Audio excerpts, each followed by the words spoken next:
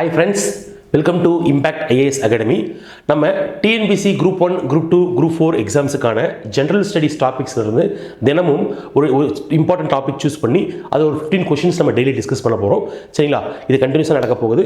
இப்போ இன்றைக்கி நம்ம ஒரு ஃபஸ்ட்டு 15 கொஷின்ஸ் பார்க்கலாம் பார்ட் 1ல். ஓகேங்களா? டெய்லி குவிஸ் கொஷின் நம்பர் 1 பாருங்கள்.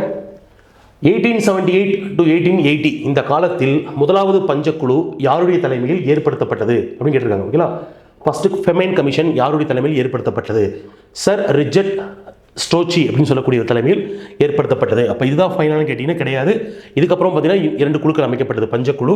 1897 அந்த காலகட்டத்தில் ஜேம்ஸ் லியாலின் அப்படின்னு சொல்லக்கூடிய ஒரு தலைமையில் அமைக்கப்பட்டது. அதற்கடுத்து 1900 வந்து பார்த்தீங்கன்னா ஆண்டனி மெக்டொனால்டின் அப்படின்னு சொல்லக்கூடிய ஒரு தலைமையில் இது அமைக்கப்பட்டது. அப்போ மொத்தம் 3 பஞ்சக்குழுக்கள் அமைக்கப்பட்டுள்ளது. சரி, அடுத்து பாருங்க, வட்டார மொழி பத்திரிகை சட்டம் எந்த ஆண்டு இயற்றப்பட்டது? வெர்னாகுலர் பிரஸ் ஆக்ட்னு சொல்லுவாங்க இல்லையா? அப்போ எந்த ஆண்டு இயற்றப்பட்டதுன்னு பார்த்தீங்கன்னா 1878 இயற்றப்பட்டது. அப்போ என்ன பர்பஸ்ன்னு கேட்டிங்கன்னா, அந்த காலத்தில் ஆங்கிலேயர்கள் பத்திரிகை இந்தியாவில் வெறும் 20 தான் இருந்துச்சு. ஆனால் இந்த ரீஜனல் பேப்பர்ஸ்னு சொல்லக்கூடியது கிட்டத்தட்ட ஒரு 200க்கும் மேற்பட்ட பத்திரிகைகள் இருந்தது. அது என்ன பண்ணாங்க, பப்ளிக் கிட்ட நிறைய அவேர்னஸ் கிரியேட் பண்ணாங்க. ஸோ அதை கர்டெயில் பண்ணுறதுக்கு என்ன பண்ணியிருப்பாங்கன்னு கேட்டிங்கன்னா இந்த சட்டமானது கொண்டு வரப்பட்டது. சரிங்களா? சரி, அடுத்த கொஸ்டின் பாருங்க. லிட்டன் பிரபுவின் ஆயுத சட்டம் எந்த ஆண்டு கொண்டு வரப்பட்டது? 1878 ஆண்டு இது கொண்டு வரப்பட்டது. அப்போ இது எதுக்காகன்னு கேட்டிங்கன்னா, ஆயுதம் வைத்திருப்பது தப்பு. ஓகேங்களா? ஆயுதம் வச்சிருக்கக்கூடாது. அந்த மிஸ் ஆக்ட் பொடாலர் இருக்கு இல்லைங்களா? அப்போ அது மாதிரி இருக்கக்கூடியது. மினிமம் ஆயுதம் வச்சு தான் என்ன பண்ணலாம், அரெஸ்ட் பண்ணலாம். சரிங்களா? அதுக்கடுத்து பாருங்க, வட்டார மொழி பத்திரிகை சட்டத்தை ரத்து செய்த ஆங்கிலேய அதிகாரி யார் வந்து இது பேன் பண்ணாரு அப்படின்னு சொல்லி பார்த்தீங்கன்னா ரிப்பன் பிரபு, லார்ட் ரிப்பன் சொல்லக்கூடியவர் தான் இதை தடை செய்தார். 1881 ஆண்டு இந்த வெர்னாகுலர் பிரஸ் ஆக்ட் வந்து என்ன பண்ணார், அவர் அபாலிஷ் பண்ணார். அடுத்து பாருங்க, உள்ளாட்சி அமைப்புக்கு அடைத்தளம் அமைத்த ஆங்கிலேய அதிகாரி யாரு அப்படின்னு கேட்டிருக்காங்க. ஓகேங்களா? உள்ளாட்சி அமைப்புன்னு சொல்லும்போது என்னன்னு கேட்டீங்கன்னா லோக்கல் செல்ஃப் கவர்மெண்ட்னு சொல்லுவாங்க. ரிப்பன் பிரபு தான் பார்த்தீங்கன்னா அதுக்கு வழிவகை செய்தார். அதனாலேயே இது வந்து ப்ரீவியஸ் எக்ஸாம்பிள் கேட்டிருக்காங்க.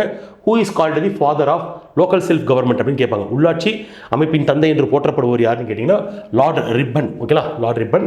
நெக்ஸ்ட் 1882 ஆண்டு ரிப்பன் யார் தலைமையில் கல்விக்குழு அமைத்தார்? ரொம்ப முக்கியமான ஒரு கொஸ்டின் தான். சர் வில்லியம் ஹண்டர் அப்படின்னு சொல்லக்கூடியவர். ஓகேங்களா? February 3, 1882 ஆண்டு இந்த ஹண்டர் குழுவானது அமைக்கப்பட்டது. அப்போ இந்த ஹண்டர் குழு என்ன பண்ணாங்க, ரெக்கமெண்ட் பண்ணாங்க. ஓகேங்களா? என்ன தொடக்க கல்வி தொடங்கணும் அப்படின்ற விஷயங்கள் வந்து நிறைய ரிஃபார்ம்ஸ் கொண்டு வந்தாங்க. நம்ம கல்வித்துறையில் இந்தியாவின் கல்வித்துறை இதில் பார்த்தீங்கன்னா ஒரு முக்கியமான ஒரு மைல்கல்லாக இது பார்க்கப்படுகிறது. சர் வில்லியம் ஹண்டர் குழு அப்படின்னு சொல்லக்கூடியது.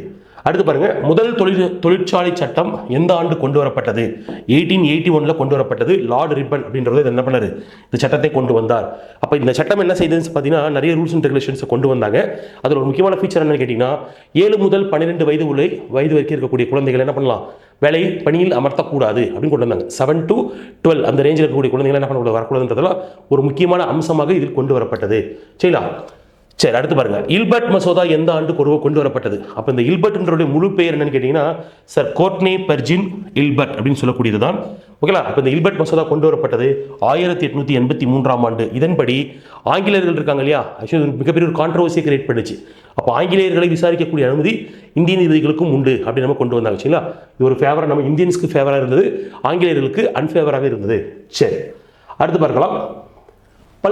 பல்கலைக்கழகங்கள் இந்தியாவில் புரட்சியாளர்கள் உருவாக்கும் தொழிற்சாலை, இந்த கோட்ஸை சொன்னது யாருன்னு கேட்டிருக்காங்க. ஓகேங்களா? யூனிவர்சிட்டிஸ் என்ன பண்ணுவோம், இந்தியாவில் ரெவல்யூஷனிஸ்ட்டை உருவாக்குதுன்னு சொன்னாங்க. அப்போ இந்த கோட்ஸை சொன்னது யாருன்னு கேட்டிங்கன்னா லார்ட் கர்சன், அவர் தான் சொல்லியிருப்பார். பல்கலைக்கழக சட்டத்தை கர்சன் பிரபு எந்த ஆண்டு கொண்டு வந்தார்? அப்போ இந்த பல்கலைக்கழக சட்டம் யூனிவர்சிட்டி ஆக்ட், இந்த ஆக்ட் கொண்டு வந்தது பார்த்தீங்கன்னா 1904 ஆண்டு கொண்டு வந்தார். இதன்படி பல்கலைக்கழகங்கள் அரசுடைய கட்டுப்பாட்டில் இயங்க ஆரம்பிச்சது. சரிங்களா? சரி, அப்போ கொண்டு வந்தது 1904 ஆண்டு. தொல்பொருள் சின்னங்கள் பாதுகாப்பு சட்டத்தை உருவாக்கியவர் யார்? சேம் அவரே தான், லார்ட் கர்சன் தான் கொண்டு வந்தார். 1904 ஆண்டு கொண்டு வரப்பட்டது. இதே மாதிரி பார்த்தீங்கன்னா உங்களுக்கு இன்னொரு கொஸ்டின் கேட்டிருப்பாங்க. Who is the father of Indian archaeology அப்படின்னு சொல்லி கேட்டிருப்பாங்க. தொல்பொருள் ஆராய்ச்சியின் தொல்பொருள் அமைப்பின் தலைவர் யாருன்னு, தந்தை யாருன்னு கேட்டிருப்பாங்க.